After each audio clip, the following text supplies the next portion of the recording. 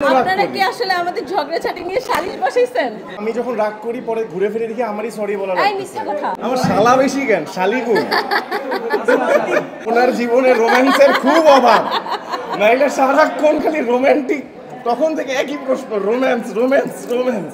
বলো শুনেন, husband wife, এটা যে কোনো হাজব্যান্ড ওয়াইফে যখন একটু রোম্যান্টিক সিন আসে তাদের মধ্যেও একটা রসায়ন হয়। এটা আপনি বিবাহিত? এই জন্যই জানেন না। বিয়েটা করে ফেলেন, তাহলে তাড়াতাড়ি জেনে যাবেন।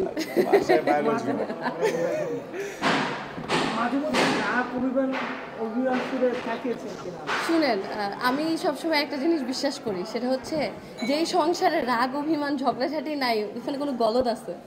তো আমাদের অনেক ঝগড়াঝাটি হয় ভাই, বাট না, কাজ নিয়ে কখনো হয় না। যেহেতু আমিও এই অঙ্গনে কাজ করি, ও এই অঙ্গনে কাজ করে, আমরা দুজনের কাজের জায়গাটা বুঝি। তো ও আমারটা রেসপেক্ট করে, আমি ওটা রেসপেক্ট করি, এবং একজন আরেকজনকে আরো ভালো করার জন্য যা যা করা দরকার আমরা চেষ্টা করি দুইজন। এত ইজি সরি বলবেন সারাক্ষণ, এটা তো কঠিন কাজ। রাগ অভিমান সামলানোতে আরফিন জিলানী বস। আমি শুরু থেকে মাফ চাইতে থাকি, কি হইছে আমি জানিও না, আচ্ছা, বাট আমি মাফ চাই সমান। আচ্ছা, এটা আসলে আপনার মাফ চাওয়ার যে আর্টটা, এটা আপনি যত সুন্দর করে রপ্ত করবেন আপনার সময় তত কম লাগবে। কি হয়েছে সহজে ক্ষমা করে দিই? মানে আপনার অভিমানটা কতক্ষণ স্থায়ী থাকে এটা জিজ্ঞেস করেছি।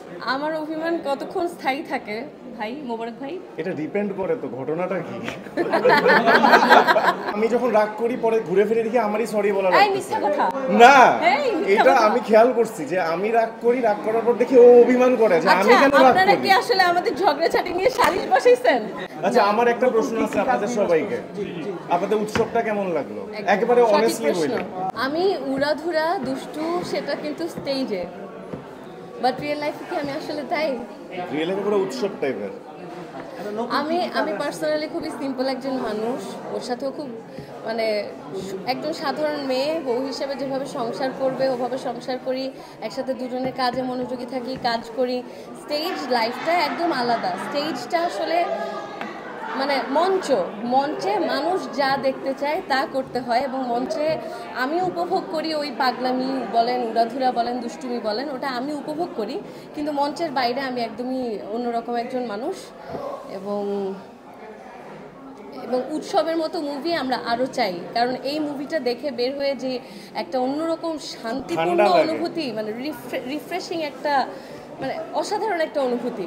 সো আমার মনে হয় তানিম নূর ভাইয়ের এই উৎসব দেখার পরে আরও যারা তরুণ মেকার যারা আছেন তারা আরও অনেক অনুপ্রাণিত হবেন এরকম সিনেমা আরও বানানোর জন্য, এবং এরকম আমরা হলে এসে আরও দেখবো ইনশাআল্লাহ। মোবারক ভাইয়ের অভিনয় আমার কাছে দুর্দান্ত লেগেছে।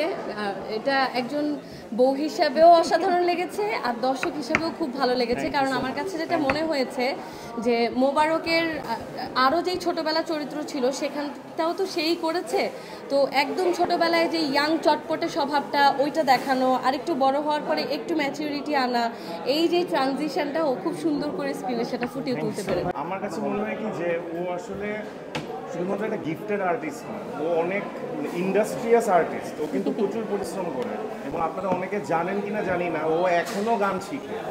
এখনো না শিখলেও ওর এরকম না যে কনসার্ট আসতেছে না, বাট স্টিল ডেভেলপমেন্টের জন্য গান শেখা ওর ওস্তাদ আছে। হ্যাঁ, নতুন নতুন গানগুলা শোনা এবং গান নিয়ে কাজ করা, ও নিজের কম্পোজ করা কিছু গানও সে করে রাখছে। সো হোপফুলি সেগুলো সামনে রিলিজ হবে। নতুন কি কি গান আসছে, দর্শক কি কি গান পাবে? নতুন গান আসলে আমি অনেকগুলো রেডি করছি, একটু সময় নিয়ে করছি, আর সব কিছু মিলে রেডি হওয়ার জন্যই একটু সময় নিচ্ছি। কারণ আমার মনে হয় যে আমি দায়িত্বশীল হয়ে কাজ করা উচিত, ভালো কাজ দিতে চাই, তাই সময় লাগলেও সময়টা নিচ্ছি। হ্যাঁ, অবশ্যই চলমান। আমি এমপিএইচ করছি বিএসএমএমইউর আন্ডারে, হসপিটাল ম্যানেজমেন্টে। ও এমবিএ করছে ঢাকা ইউনিভার্সিটি থেকে। আমরা আসলে দুইজন সারাদিন হয় পড়াশোনা করি, নয়তো ও অ্যাক্টিং নিয়ে কথা বলে, আমি গান নিয়ে কথা বলি, আমি ওরটা নিয়ে কথা বলি, ও আমারটা নিয়ে কথা বলে, এই আমাদের সংসার। আপুর গানটা আমি গাইলে নষ্ট হয়ে যাবে না? আচ্ছা, এটাই ভালো হয় মনে হয়, তুমি গাওয়া শুরু করো, তারপরে আমি তোমার সাথে জয়েন করবো। আজকে এটাই হোক। না থাকিলে সংসারে দুঃখ দিবা কারে রে, আছি বলে বোঝো না রে কত করি মায়া রে। এটা কি তুমি ইচ্ছা করে বললা? একদম ঠিক ধরছে। আচ্ছা, আপনি ভাইয়ের একটা পছন্দের গান দিলেন। এভাবে একটা পছন্দের গান যেটা আমরা ভাইয়ের পছন্দের গান মানে ওর গাওয়া আমার পছন্দের নাকি আমার যে কোনো? ও আচ্ছা, আমরা নিজের গান বলুন না। বলো। ইয়াটাই তো যেটা তুমি জাতীয় চলচ্চিত্র পুরস্কার পাইলা, তোমার খুব পছন্দের গান। মায়া রে মায়া রে মায়া রে তুই আমার সদাবর, তুই যে চোখের কোণের নাইয়া হো, নদীর জলে ফেললি ছায়া